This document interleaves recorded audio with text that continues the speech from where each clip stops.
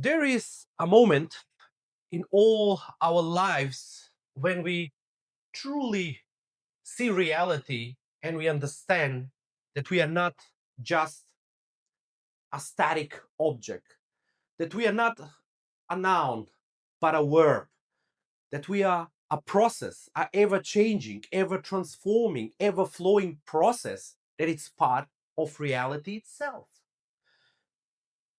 And when we see this deep truth, something changes in us.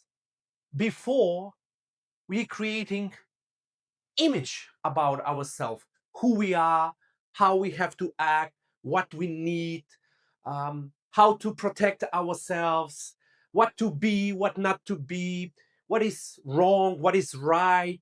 And we live in this complete tension and fracture of our psyche, of our body, of our mind, because we think that we are only one way, that we are either black or we are white, we are either good or we are bad, we are either authentic or we dissolving inside the tribe's opinion.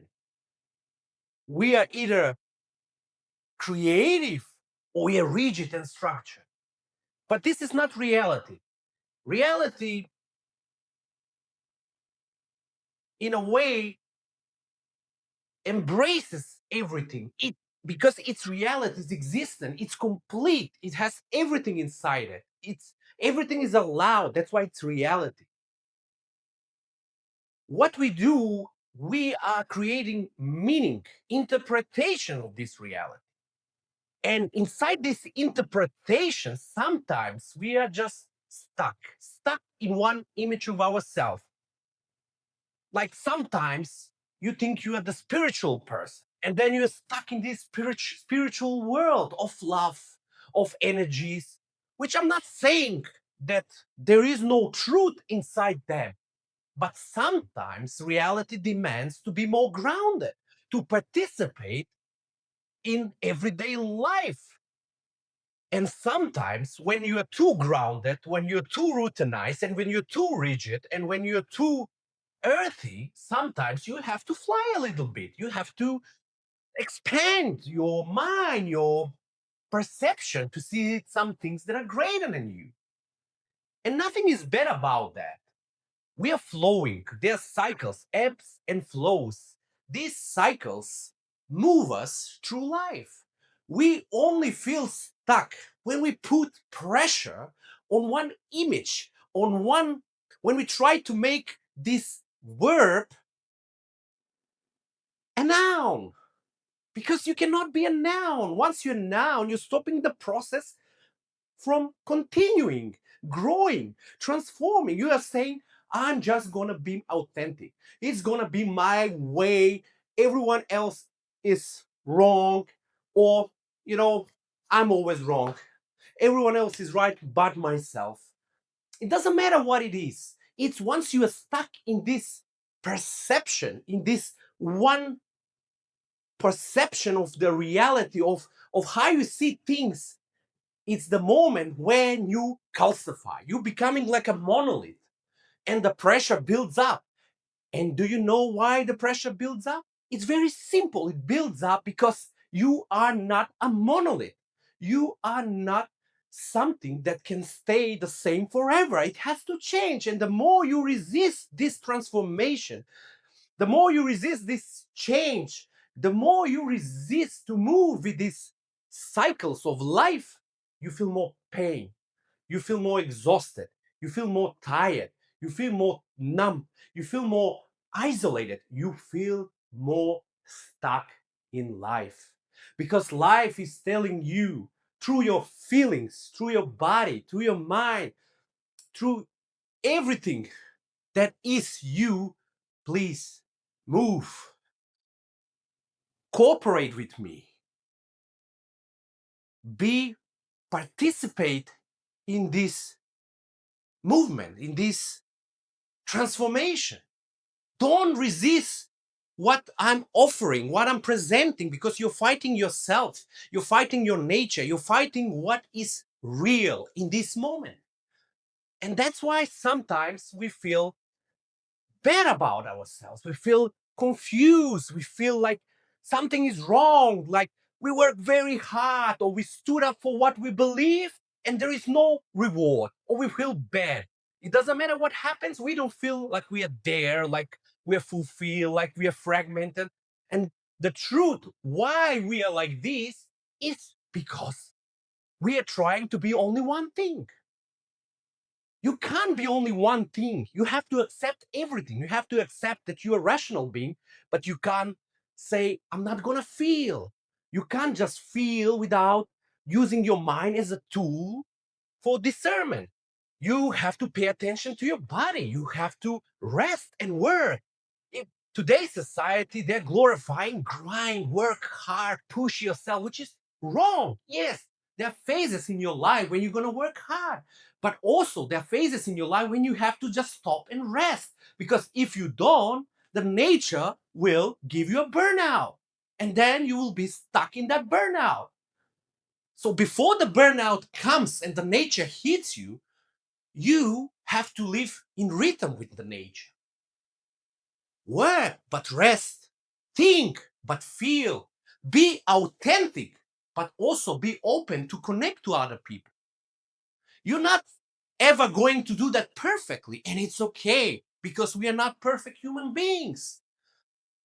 But in this imperfection, we are perfect because reality configure us in this way and we have to follow it.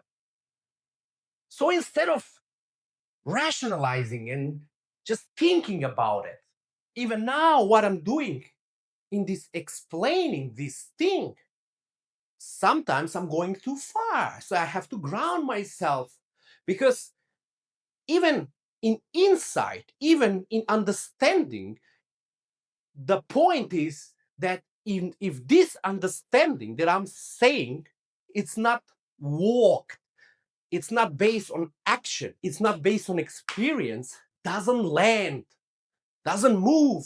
And why it doesn't move? Because it's static, it's dead. But when it's based on what I experience in my life, the action I have taken in my life, the fear I have faced, then this insight, this understanding is alive and it lands inside myself first, but then you as viewers. So the whole principle is before you go all in on one thing, ask yourself where I'm pushing myself too hard, that I feel exhausted. Like I'm trying to be something, I'm thinking I'm on the right path, but you're suffering and your pain sometimes is a compass, is telling you you are going too far in one direction. Just pay attention to that. When you feel like, you know, after a while you feel this stuckness and then you feel like the pain and you feel like, I would say like you know something is wrong, but you feel like if I press little longer, if I press little bit more, then eventually I will get there or I will win something or I will keep something. That's the moment when you have to start be conscious and observe the moment and say, okay, I'm going too far now. You know, I'm becoming too close, too monolith. I'm becoming a noun. And then this pendulum, you either move it consciously or the pendulum will move you violently, like in the example with the burnout. I was doing these things before. I was working very hard with the hope that my hard work will be rewarded in some faraway future. I pushed myself, and even though when my body was screaming and it was telling me something, I was still thinking just a little bit more and I will get there. And then I get burnt out. Why? Because I was pushing against reality. You have to listen to your body. There is no reward at the end of the road. There is only life and there is only this moment. And how you live this moment, how you perceive this moment, how you look at this moment is how your life is gonna be. Not perfect, but a life that is aligned with reality. But first, you have to consciously see that.